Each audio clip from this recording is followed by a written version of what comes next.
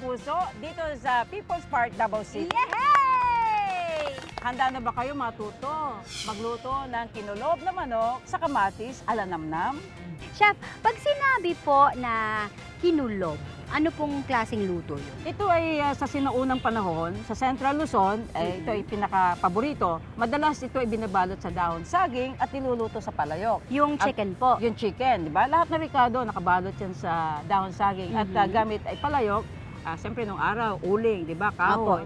Tayo ay bumibiyahe para magdala ng bagong ricado, bagong sangkap na pagluluto. Diba? Yun ang purpose natin dito, di ba? Nakaka-excite naman talaga. Gusto ko nang tikman yung kinulob na manok na yan. Kaya, chef, simulan na natin. Sige, magmamarinate na tayo ng ating manok. Okay. Ayun, no? Ito yung calamansi juice. Calamansi. Ito lang garlic. Ayan na. Actually, ang manok po, hindi mo ba, chef, isa yan sa main sources ng protein nating mga Pinoy. Manok is hindi mahirap hanapin. Diba? At masustansya. Mhm. So, affordable para sa lahat. Opo. Peppercorn, bay leaf, Ilagay Yan. po ang oil. Chef, di po ba nakakatikim tayo every now and then ng kinulob na manok? Ano po yung pagkakaiba or anong twist po ba ang mangyayari dito ngayon sa ating kinulob na manok na ginagawa natin dito sa Davao? Oo.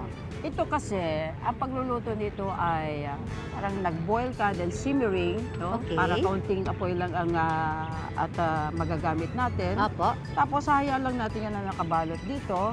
And then yung dahon saging, kung makikita natin nung unang panahon, babalikan natin yung go to basic, no? Opo. Lahat ng ating mga niluluto ay nakabalot sa dahon saging. Kasi may distinct flavor din yan. Totoo po yun at may maganda din po siyang amoy. Correct. At syempre, isasama rin natin ang lalong magpapalinamnam ang namnam tomato. Wow!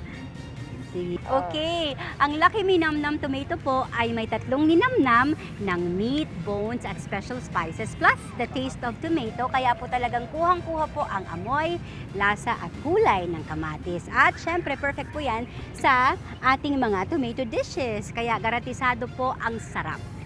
Yan. Ito, bubuksan na natin ang ating kalan. Okay? Opo. Maglalagay lang tayo ng kaunting pugas bigas. Siyempre, ang ating dahon. Ilan po bang kailangan yan? Konti lang? Konti lang. Lalagay natin siya. Wow! Nakita mo yung kulay?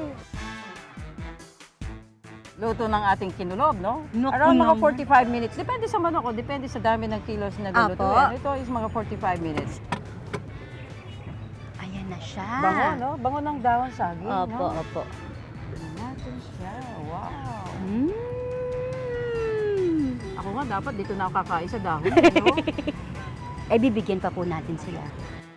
Eto na, ready na ang ating kinulob na manok sa kamatis ala namnam. Yes!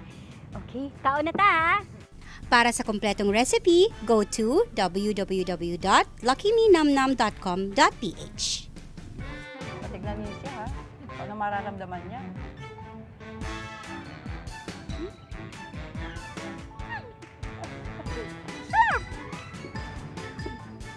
Ito, yung nalasahan ko po, ito siya. Gusto kong sabihin na, nandyan ka ba? Nandyan, nanuot siya. Lahat po ng flavor. Ang linamnam po, chef. Yes! Palakapakan po natin si Chef! Kasi Naku! kinulob Mm-mm. Kinulob natin lahat ang Nako, lasa. eto na, mga misis ha. Dapat gawin nyo rin po ito, mga mami, sa inyong mga tahanan, sa inyong pong mga anak. I-present nyo rin ito at masasarapan po talaga sila. Malinamnam po. At syempre, gagamit po tayo ng namnam. Dalawa lang po ito. Meron tayong namnam tomato para po sa tomato dishes at meron din po tayong namnam original para naman po pang all-around na seasoning. At halal certified ito. Kaya laging tandaan, para happy ang kainan, All you need is love and namnam. Okay siya. Masarap siya kasi malinamnam. Ikaw lang. Kaya na lang yung kulang.